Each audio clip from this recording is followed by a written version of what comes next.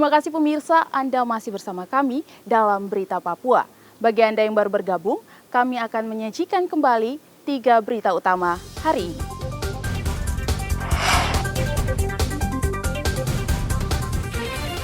Kesal tidak diterima saat minta rujuk, seorang suami di Merauke tega membunuh istrinya sendiri.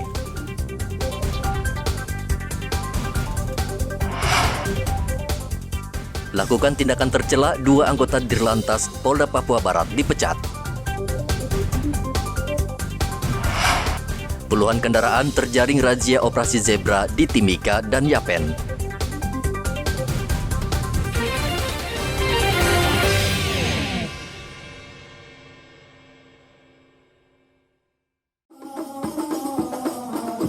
Peringatan Maulid Nabi Muhammad SAW di Merauke tahun ini dilaksanakan sederhana.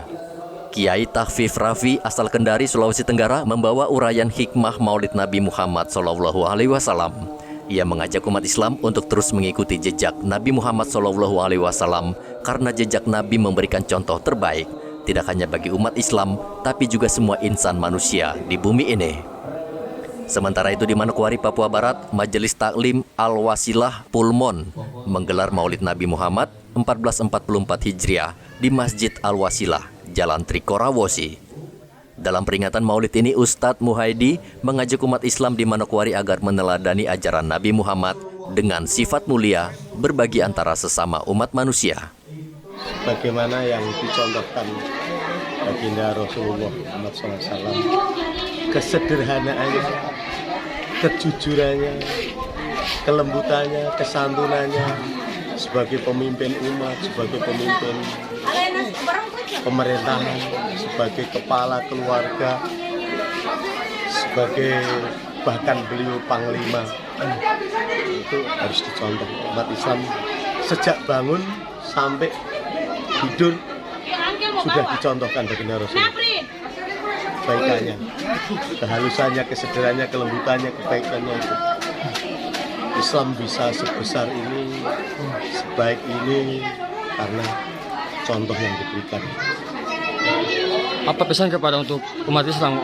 Bagaimana? Untuk sangat menghormati umat Rasulullah, tidak membeda-bedakan. Rasulullah sangat moderat, Rasulullah sangat toleran, Rasulullah sangat baik kepada siapapun tanpa memandang suku, agama, ras. Bahkan Rasulullah dalam sebuah sabdanya, orang yang paling dekat dengan kamu, orang yang paling dekat dengan pintu rumahmu.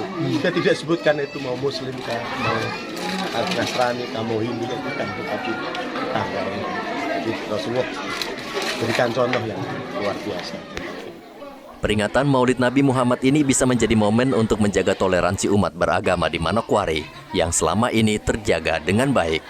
Pengurus Masjid Al-Wasilah juga mengajak jamaah untuk memakmurkan masjid sebagai tempat beribadah dan mendekatkan diri kepada Yang Maha Kuasa. Muhammad Ridwan dan Edi Musahidin melaporkan dari Merauke dan Manokwari.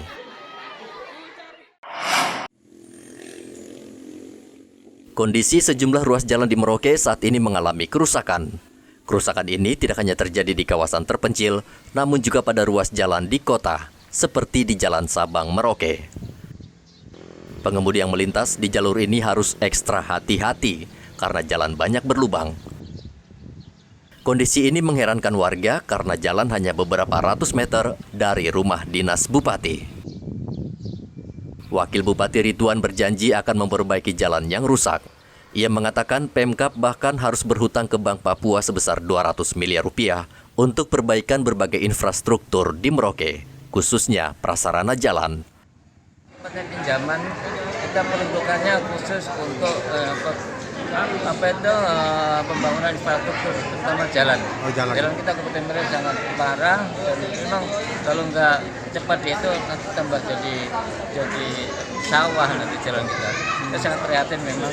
Inilah upaya kita bagaimana supaya percepatan itu akses untuk ke kampung-kampung itu sudah terlihat gitu. Mau jalan apa lagi APBD kita tidak cukup, dan itu dibolehkan. Karena juga melalui perda juga kita tetapkan. Memang dana APBD kita tidak cukup, Pak Wakil? Ya kalau cukup nggak akan kita pinjam. Oh, gitu. Kan? Nah rencana dipinjam berapa lama itu Pak Wakil? periode saya dengan Pak Rumah Masyarakat. Oh gitu. Itu sudah lunas berikut dengannya. Oh, ya. Berarti tahun ini sudah mulai action ya Pak dari 200 Sudah, sudah mulai. Sudah. Ridwan menambahkan, pinjaman tersebut sudah sesuai prosedur dan sangat diperlukan untuk perbaikan jalan sebelum kerusakan semakin parah. Muhammad Ridwan melaporkan dari Merauke, Papua.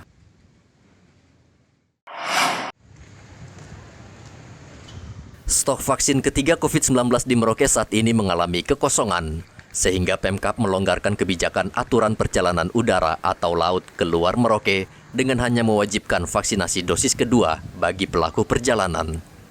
Kadinkes Merauke Neville Muskita mengatakan kelonggaran kebijakan tersebut belum diikuti dengan aturan resmi yang dikeluarkan baik dari Satgas COVID-19 maupun dari kementerian terkait. Menurut Neville, kebijakan tersebut terpaksa dikeluarkan Pemkab agar tidak menghambat warga untuk bepergian. Kalau ada edaran resmi dari pusat, ya kita ikuti. Tapi kalau menurut dokter sendiri melihat hal ini seperti apa dok? Artinya apakah tidak memicu untuk terjadi kembali COVID Tidak merebak? masalah, kuncinya kan tetap di prokes. Tapi untuk Vaksinasi itu kan menambah imunitas, sehingga kalau dia terinfeksi, dia tidak mulai jatuh dalam kondisi yang berat.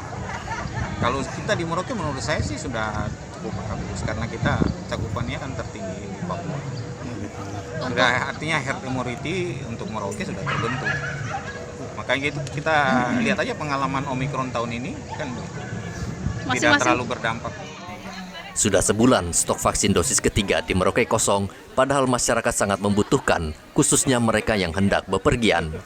Angka kasus COVID-19 sendiri sudah mulai mereda dan kemungkinan dalam waktu dekat pemerintah akan mengumumkan berakhirnya pandemi. Muhammad Ridwan melaporkan dari Merauke, Papua.